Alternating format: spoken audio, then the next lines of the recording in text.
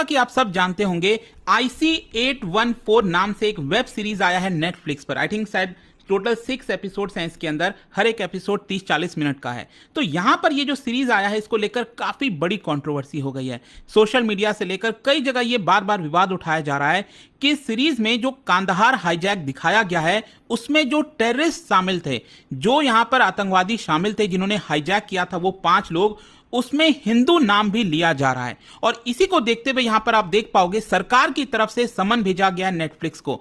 INB ministry, basically information and broadcasting ministry, summons content head of Netflix content over IC-814 series now. और इसी को लेकर controversy हुई है और क्या सरकार कर सकती है, काफी कुछ आपको जानने को मिलेगा। पहले ये देखते हैं कि एग्जैक्टली हो क्या रहा है। देखिए, ministry of information and broadcasting ने आज समन भेजा नेटफ्लिक्स के जो कंटेंट हेड हैं कि उनको कल जो है आना पड़ेगा, अपने आप को हाजिरी देनी पड़ेगी, और हो सकता है कि सरकार उनसे कई सारे जो सवाल हैं वो पूछे।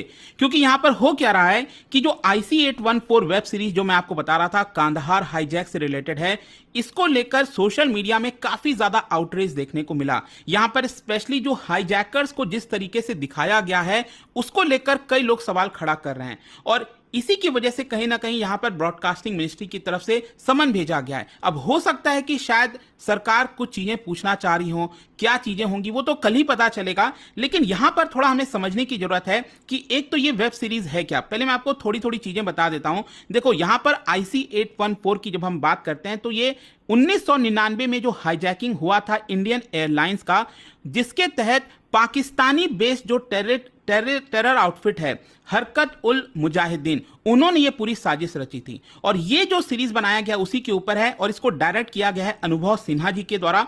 और बेसिकली ये जो सीरीज है वो एक बुक है, उसके बेसिस पर, उसके आधार पर बनाया गया। इस बुक का नाम है flight into fear, the captains story. और ये बुक लिखा गया था देवी शरण, जो कि कैप्टन थे फ्लाइट के, उस फ्लाइट के जो खुद के कैप्टन थे, साथ ही साथ जो जर्नलिस्ट सृंजॉय चौधरी, उनके बुक के बेसिस पर ये पूरा जो वेब सीरीज है बनाया गया है। और इसके अंदर बहुत सारे स्टार एक्टर्स भी हैं, जैसा कि आप सब जानते ही होंगे। लेकिन ये कांधार हाईजैक हुआ क्या था, मैं आपको जल्दी से बता देता हूं।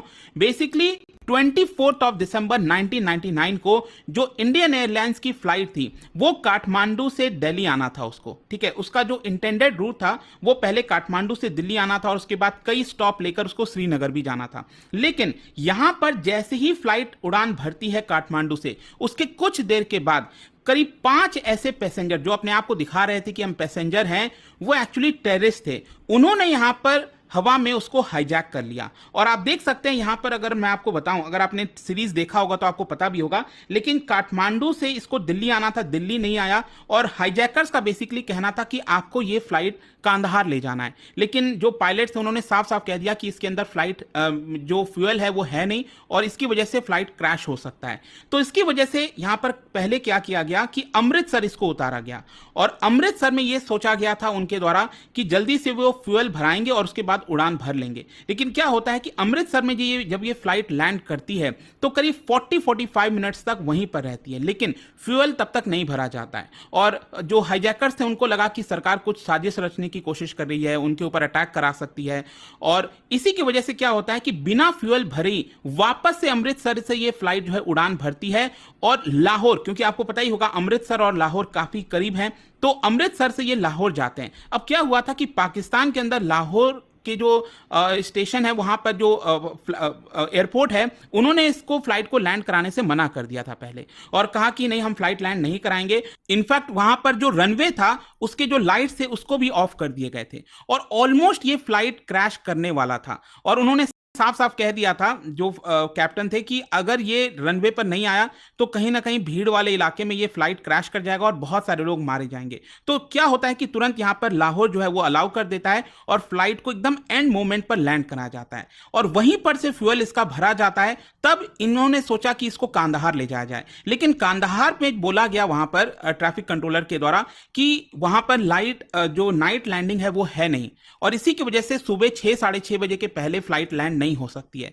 लेकिन उतने देर तक फ्लाइट को हवा में भी नहीं रखा जाता क्योंकि अगेन फ्यूल की कमी हो जाती। तब इन्होंने यहां पर फ्लाइट को ले गए ये लोग दुबई, और दुबई में भी क्या है कि वहां पर जो मेन एयरपोर्ट है वहां पर लैंड नहीं कराया गया। वहां का जो एयर बेस है वहां पर फ्लाइट को लैंड कराया गया और फिर से वहां पर फ्यूल भरा और फिर जो है इसको कांधार लाया गया अफगानिस्तान में। ठीक है, तो इस तरह से पूरी चीजें अभी तक हुई थी। अब देखिए यहां पर जो सरकार थी उस समय, आप सबको पता है प्राइम मिनिस्टर अटल बिहारी वाजपेयी जी की सरकार थी। तो अल्टीमेटली यहां पर जो हाईजैकर्स की मांग आई वो ये थी, पहले तो उन्होंने बोला कि बहुत सारे जो टेररिस्ट हैं उनको छोड़ना है, लेकिन अल्टीमेटली यहां पर 3 नाम सामने आए। आप सबको पता होगा मसूद अजहर के बारे में, और इसने तो बहुत सारे हमले कराए, चाहे पार्लियामेंट का अटैक की बात कर लीजिए, तो बहुत से मासूमों की जान गई है उसके बाद। लेकिन मसूद अजहर, अहमद उमार सईद शेख और मुश्ताक अहमद जरगर, तो ये तीनों टेररिस्ट भारत की जेलों में बंद थे। तो अल्टीमेटली इनको छुड़ाया जाता है ताकि हम अपने जो हॉस्टेजेस से, मतलब जो भारतीय नागरिक थे फ्लाइट के अंदर, उन सबको छुड़ा सकें। और इसमें बताया जाता है कि तालिबान का काफी बड़ा रोल था, और तालिबान ने अल्टीमेटली क्या किया कि ये जो टेररिस्ट थे उनको पाकिस्तान पहुंचा दिया, और उसके बाद तो हम सब जानते हैं कि एग्जैक्टली क्या क्या हुआ है। लेकिन ये कंट्रोवर्सी क्यों हुई है मैं अब आपको बताता हूं। देखिए बीजेपी की तरफ से जो उनके आईटी सेल के चीफ हैं अमित मालविया, उन्होंने इस पूरे वेब सीरीज को क्रिटिसाइज किया काफी ज्यादा। उनका बेसिकली ये कहना था कि जिस तरीके से हाईजैकर्स का नाम मुस्लिम आइडेंटिटीज था उसको छुपाकर हिंदू नाम को सामने प्रेजेंट किया जा रहा था, ये गलत है। उनका यह कहना है कि फ्यूचर में जब ये लोग मूवी देखेंगे, जब आगे की पीढ़ी मूवी देखेगी, उनको लग सकता है कि यहां पर जो हाईजैकर्स थे वो एक्चुअल में हिंदूज थे, लेकिन ये वो हिंदूज नहीं थे।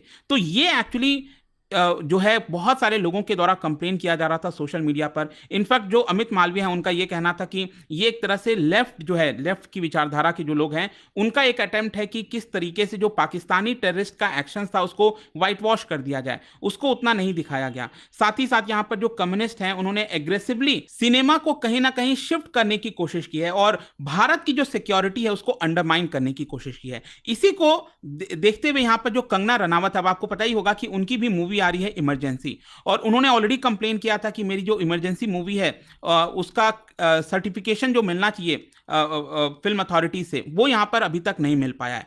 तो उन्होंने भी इस चीज को क्रिटिसाइज कर दिया कि देखिए हमारे देश के अंदर कानून ऐसा है कि यहां पर जो लोग एकदम वायलेंस दिखाते हैं, न्यूडिटी दिखाते हैं, उनको ओटीटी प्लेटफॉर्म पर बहुत सारी जगह मिल जाती है, उनको कोई भी सेंसरशिप नहीं किया जाता, भले ही वो कितने भी रियल लाइफ इवेंट को डिस्टॉर्ट कर दें। लेकिन हमारे जैसे लोगों को ओटीटी प्लेटफॉर्म पर भी जगह नहीं मिलता फिल्म बनाने के लिए, और इसकी वजह से जो लोग देश को सामने लाना चाहते हैं, देश को आगे रखना चाहते हैं, उनके ऊपर ज्यादा सेंसरशिप की जाती है, ऐसा कंगना रनावत का कहना था। लेकिन अब क्वेश्चन यहां पर यह है कि इसके पीछे सच्चाई क्या है? क्या एक्चुअल में जो टेररिस्ट के नाम थे क्या उसको गलत दिखाया गया है? देखो मैं आपको बताता हूं, एक्चुअली ये सरकार का ही तरफ से बयान आया था। मिनिस्ट्री ऑफ एक्सटर्नल अफेयर्स ने 6 जनवरी 2000 को ये बोला था कि जो टेररिस्ट इन्वॉल्व थे कांदाहार हाईजैक में, उनका नाम था, आप देख सकते हो, इब्राहिम अथर, दूसरा था शाहिद अख्तर सैयद, तीसरा था सनी अहमद काजी, चौथा था मिस्त्री जहूर इब्राहिम, और पांचवा नाम था शाकिर। यहां पर मिनिस्ट्री ऑफ एक्सटर्नल अफेयर्स ने यह भी कहा था, देखिए ये खुद सरकार की तरफ से था, कि जो लोग थे, ये जितने भी टेररिस्ट थे, ये पांचों, वो अपने आप को रियल नेम से नहीं बुला रहे थे, उन्होंने कोड नेम रखा हुआ था। जैसे कि यहां पर इसी के अकॉर्डिंगली अगर आप देखोगे तो इब्राहिम अथर का नाम उसमें चीफ था, इसके अलावा शाहिद अख्तर सैयद, इसका नाम डॉक्टर था, उसी प्रकार से बर्गर, भोला और शंकर। तो ये जो दो नाम है ना, बेसिकली जहूर इब्राहिम और शाकिर का, भोला और शंकर, इसको लेकर काफी विवाद हो गया। तो यहां पर वैसे अगर आप देखोगे तो सरकार ने अपनी तरफ से साफ साफ यही बोला था उस समय 2000 में कि देखिए वो उन्होंने अपने आइडेंटिटी को इन नाम से छुपा रखा था, और यही एक दूसरे को नाम से बुलाते थे। और इसी को लेकर फिल्म मेकर्स का भी यही कहना है। फिल्म मेकर के जो आप देख सकते हैं यहाँ पर जो कास्टिंग डायरेक्टर है मुकेश छाबरा, उन्होंने कहा कि देखिए हमने बहुत सारे ट्वीट्स पढ़े हैं, लेकिन हमने भी प्रॉपर रिसर्च किया है। यहाँ पर चाहे वो फेक नाम हो, निक नेम हो, जो भी हो, जितने भी पैसेंजर से जो पूछा गया, जो उस समय प्रेजेंट थे, उन्होंने बताया है कि उनको इसी नाम से बुलाया जाता था, इसीलिए हमने फिल्म के अंदर यही नाम का प्रयोग किया है। इसके अलावा आप अगेन देख सकते हैं नीलेश मिश्रा, उन्होंने भी एक्चुअली IC 814 से रिलेटेड एक बुक लिखी थी, और उन्होंने भी इस चीज को कंफर्म किया कि हाँ यहां पर इन टेररिस्ट को इसी नाम से बुलाया जाता था। लेकिन देखिए अब क्या है ना कि देखो अब इसको लेकर कंट्रोवर्सी तो हो रही है सोशल मीडिया पर। मुझे लगता है कहीं ना कहीं, क्योंकि मैंने भी मूवी देखा है, मुझे शायद ऐसा लगता है कि हो सकता था कि अगर मूवी में, वेब सीरीज में, अगर मान लो क्लियरली इसको बोल दिया जाता वेब सीरीज में, मूवी के स्टार्टिंग में या बीच में, कि ये टेररिस्ट का नाम है, लेकिन टेररिस्ट को इस नाम से बुलाया जाता, तो मे भी शायद ये कंट्रोवर्सी नहीं होती। तो यहाँ पर मूवी में बेसिकली उनका नाम जो है वही जो निक नेम जो दिया गया था, बर्गर, भोला, चीफ, शंकर, उसी नाम से एक्चुअली लिया जा रहा था। और इसी को लेकर और भी कई सारी चीज़ों को लेकर विवाद हो रहा है, लेकिन यहाँ पर मोस्ट प्रॉब्ली हो सकता है कि इसी चीज़ को लेकर सरकार ने यहाँ पर समन भेजा है, बुलाया है नेटफ्लिक्स के हेड को। अब देखना होगा कि सरकार एग्जैक्टली यहाँ पर क्या करती है, लेकिन जाने से